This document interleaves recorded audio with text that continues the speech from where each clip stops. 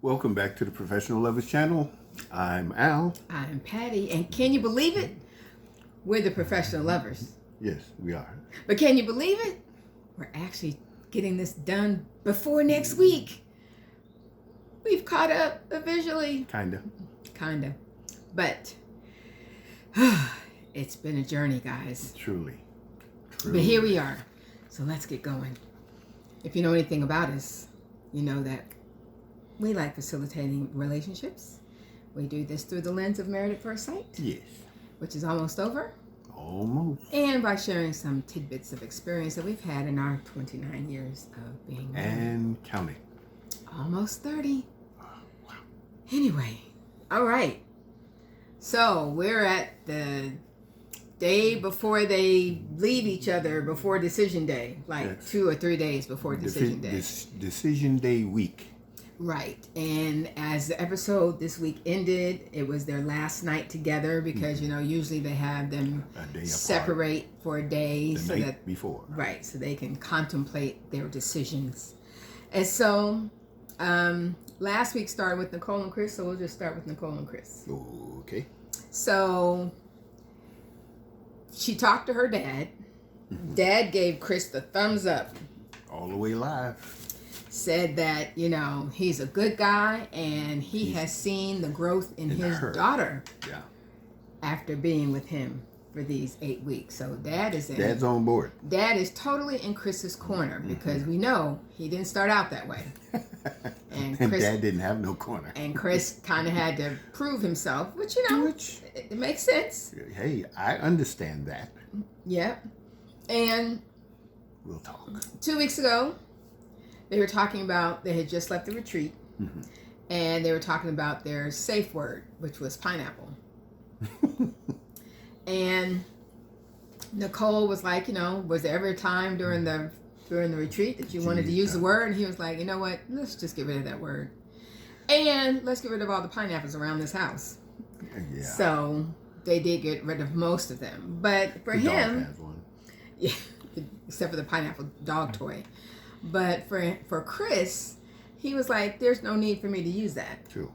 And I really believe that that was his way of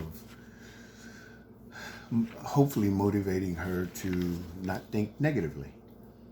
Because that is kind of the bone of contention now. I think with him especially. With him, that's what I mean. Again, with all of his effort, his energy, what he's doing, how he's showing it, his display of his affection for her, what is there to be apprehensive about? And it seemed like she was trying to make up stuff to be apprehensive about in this week's episode. Yeah. You know, he's so nice. I don't want him to just do it for me. I don't want him to say yes just for me. And you can't tell by now that he's doing it because he genuinely he's been doing wants all to of be this with just you. For you. Yeah, I think he's enjoying it himself. And you're about to change that direction for him. Because again, the more negativity you hear, the less enjoyable your surroundings become. Or the less enjoyable it is to be around. Yeah, exactly. Someone who's constantly the one that's not negative, talking about themselves negatively. Yeah. So, and then she said, you know, when they were talking about decision day, now first of all, if there's anyone who's going to say yes, it's going to be them too. True. We all know this. So it's almost like she was trying to fabricate some drama by saying, you know, that she doesn't want her decision to only be based on what she's feeling right now. Okay? Well, based on what you've been feeling for the last 8 weeks. Because for the last 8 weeks, you've been feeling great. It's been great. And so, you know, that just seemed like a fabrication. Yeah. For drama. But actually an annoyance. Yeah. So their biggest contention right now is their living situation after they finish the show. The experiment. Yeah. And she's ready to, she really wants to nail that down now, which I can kind of understand, but he's kind of being nonchalant about it. Mm-hmm. And I wonder if that's his way of fabricating drama. No, I get the feeling that once, and this is just my male perspective, which is good. Of course it is. When it comes down to a home, for the most part, it's going to be the woman's choice. So when they do decide, whatever she picks, I mean, he'll have input. But for the most part, the home is what the woman makes it for the family. Okay. Men do have input. I'm not saying that they don't. But when it's time, he's just going to say he's ready to let's go. And then whatever she chooses is going to be fine. Well, he wants to wait till after decision day. Hey. Because, of course, he said, decision day is such a big thing that takes all of our focus right now. Let's just wait till afterwards. True. But when I said it seems like he's trying to fabricate drama, too, because he made the Just statement. the delay. No, he made the statement that I want our communication to stay consistent even if we're not living together. Okay, what? So. Well, at least that's real drama. Well, Because you had to read into it. Yeah, and again, the way that they have been communicating this whole 8 weeks, The whole time. the way that they have worked things out, the way that they have, the energy that they display toward one another, I just feel like this was like fake. I just do. Possibly. Okay, so, and of course, we'll talk about the men going out and the women going out after we get through all the couples. So, Jasmine and Eris, talking after the retreat, what is it that they need from each other? She said, I just need you to continue to make a safe space for me, to increase the intimacy, and because he made a leap. He definitely made a leap. He did, and he encouraged her to keep speaking out, which is their sticking point. Yeah. Her speaking up for herself, and he asked her to initiate some physical intimacy. So I think she went to go ratchet that up and to get her sexy on by going to a pole dancing class. She and Gina went to a pole dancing class, and he decided to visit. But she looked like she'd done this before. Yeah, and so he asked her to dance, and she did, and he made it rain. So, and it wasn't no singles either. I saw fives and whatnot. And then as they talked about it that night in bed, he got kinky, asked her to slap him around. No, go ahead, really, hit me, slap me. And I was like, okay. That's different. Oh, he's a little different. He's a little different with that, but she did it. Yeah. So, but this week, when Pastor Cal and Dr. Pepper visited everybody, they both felt that they progressed a lot. Holding hands, hugging. His arm was around her when they were meeting with them. And at one point, his hand was on her hip, and Pastor Cal. No, that wasn't no hip. Acknowledged that. That was cheek. Well, his hand was on her cheek. He liked his hand position. Yes. Which was around on the other side, down past the shoulder blade, past the waistband, on the top of the cheek. So anyway, Dr. Pepper asked them to look at each other and say what they really admired about each other. And he talked about that she's open, she's a good listener, and that she's been very gracious through this entire process. Which she has been. And she feels like she's been given, 1,000%.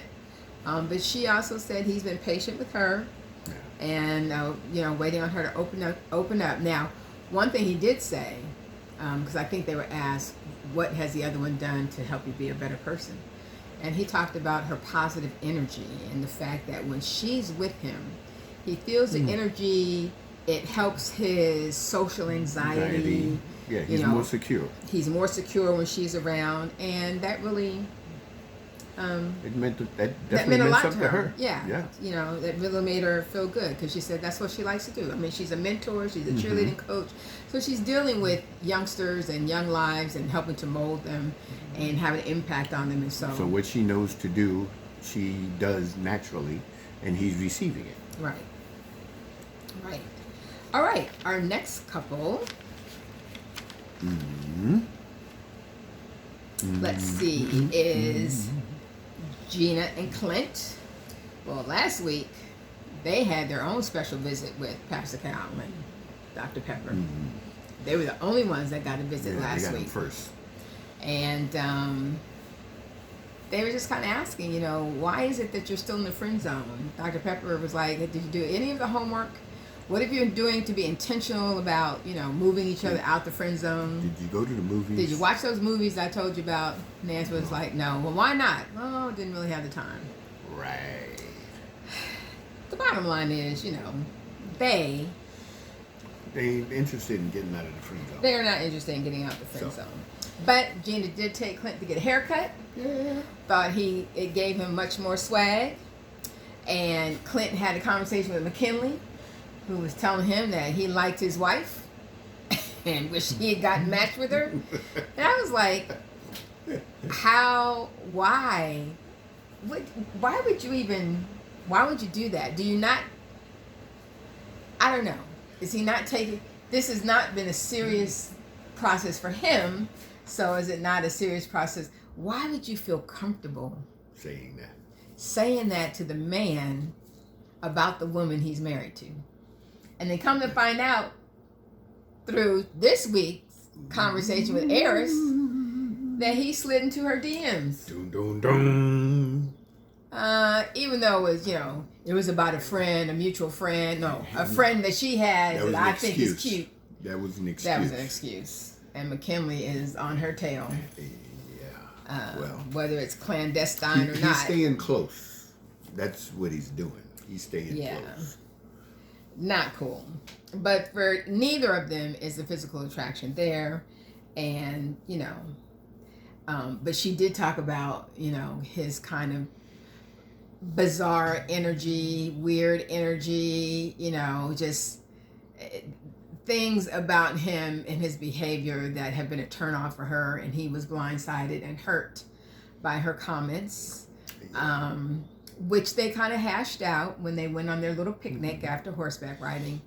And he asked her, what did you mean by that? And she was like, it's not a dig, it's not anything bad, it's just, when you're the life of the party, you have to be the center of attention, you are drunk, you're having a good, It's the drunk part she didn't particularly care about. And in the conversation, he admitted that he's eccentric. That was his word. She called it bizarre, he called it eccentric. Mm-hmm. Same thing, though, for the two of them. And so he had to say, I understand. But she apologized. She apologized. And which I think was genuine. Yes. Because I don't think she really meant for it to hurt his feelings. But, when friends are friends, they pretty much say what they want to say. Because we're only friends. Because, I ain't really worried about your feelings, but I'll tell you the truth. Yeah. And she did talk about his honesty. Yeah. The fact that, no, that was Eris and Jasmine. Jasmine talked about Eris's honesty. Oh, true. And how that made her see things about herself that she needed to change. Excuse me. So that was Clint and Gina. And our last couple, Kirsten and Shaq, who are still in their up and down. This is a roller coaster. We don't have intentional conversations. And on his side, she doesn't support me enough. And I don't understand why they don't seem able to explain to each other what they mean. And when she talked to her brother last week, and he asked her, well, what does it mean that we don't communicate the same way? Or, he's not giving you what you need. And she said, well, we're not talking about the future. We're not talking about future plans. We're not talking about, and it's like, have you said that to him? But she says a lot of times she feels disconnected from him. She feels like he's not really trying to win her over or woo her, or he can be very standoffish and closed off. Now last week they showed clips that did show him just sitting on the couch by himself, not talking, walking in the door, not really saying anything except hello. And the whole vibe was kind of a, I'm just here. A moody situation. And I wondered if he's a moody person. Yeah. Not necessarily bipolar, but moody. No, I'm not thinking bipolar. No, yeah, but I mean, But melancholy, as in a moody person. yeah. Or has he just decided that she can't give him what he needs? The support because here's the thing. She says we don't communicate enough, and he's like, I think we talk all the time. Mm-hmm. He says you don't support me, and she says I feel like I'm always supporting you. And to me, I think that really kind of goes to finding a way in which to love your partner, your spouse, the way they need to be loved. But you have to explain. Well, yeah, what that no, is. you have to know how it is. You're true. No, And I'm not if saying they're that you not don't. explaining to each other what that looks like, Well, if that to me, that's worth one deep discussion. yeah. You know. What does that actually look like? Yeah. Because if they're both saying what they're not getting and the other's saying, but I'm giving that to you, Or at then least you feel you that's are. why they feel like they're never on the same page. Yeah. And Shaq has talked about the fact that he feels like they're growing in different directions. They're growing separately. Independently, yeah. Yes, they're growing separately instead of together. Yeah, he wants them to be in the same boat. When we gonna be in the same boat? You know, and when her mother visited last week, you know, she was like, let the expectations go. They do have Yeah, they do. these specific expectations of each other,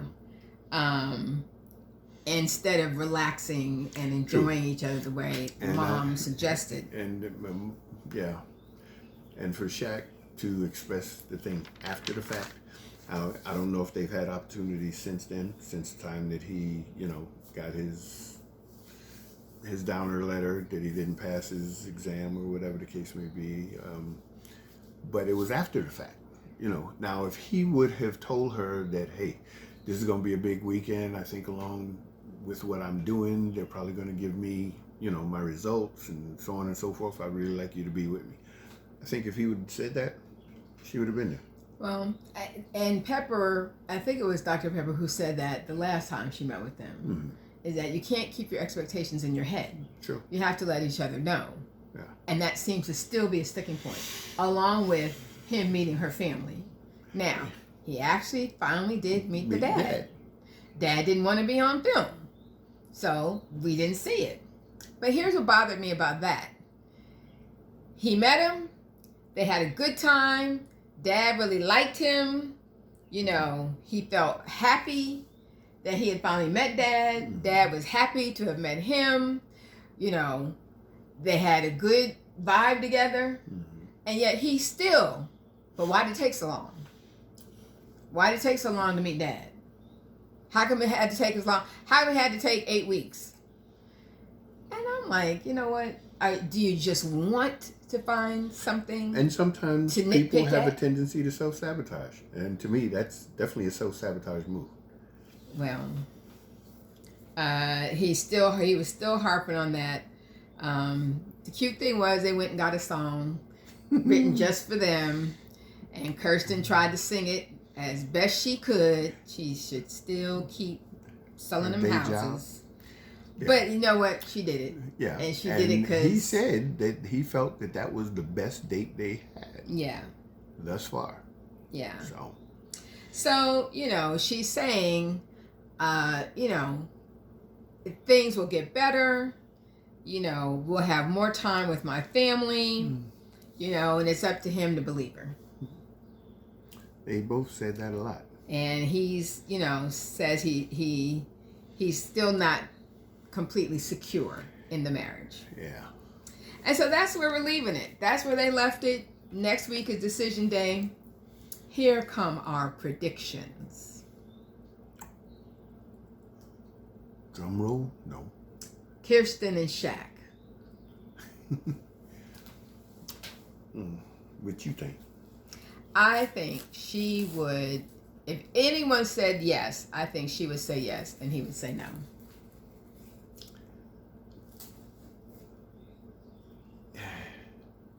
Yeah, I mean, I can definitely, if it came down to percentages, I would bet on that scenario first.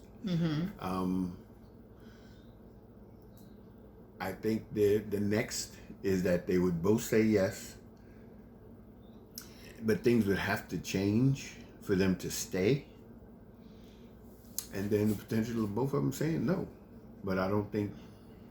See, you just I know I done you covered went through everything. all of Yeah, it. I know. But and it's only because all of it's possible. We don't know, but they just don't get out of each other's way. They don't get out of their own way. Yeah.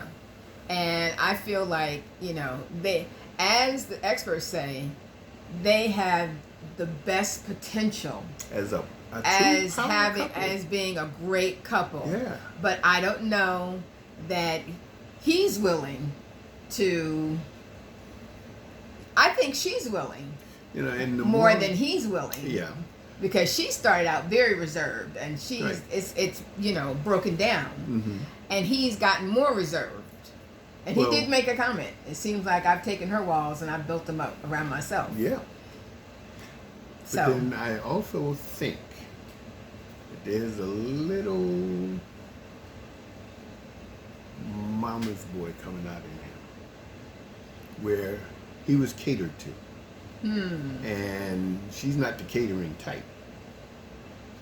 And I think he really has an expectation of how he thinks supporting him is supposed to look like. Well, he definitely has what that looks like in his head. Yeah, and I think that really is kind of like the crux of it. And I think Kirsten is going to, let him be a grown man and basically be the head of the household. And he also has so much going on, and he's so into his job, and he's got studying, that he's not giving the marriage the attention that it needs. But anyway, I don't think they're going to stay together. Whether that's immediately or whether that's down the road. Yeah. Clint and Gina. No.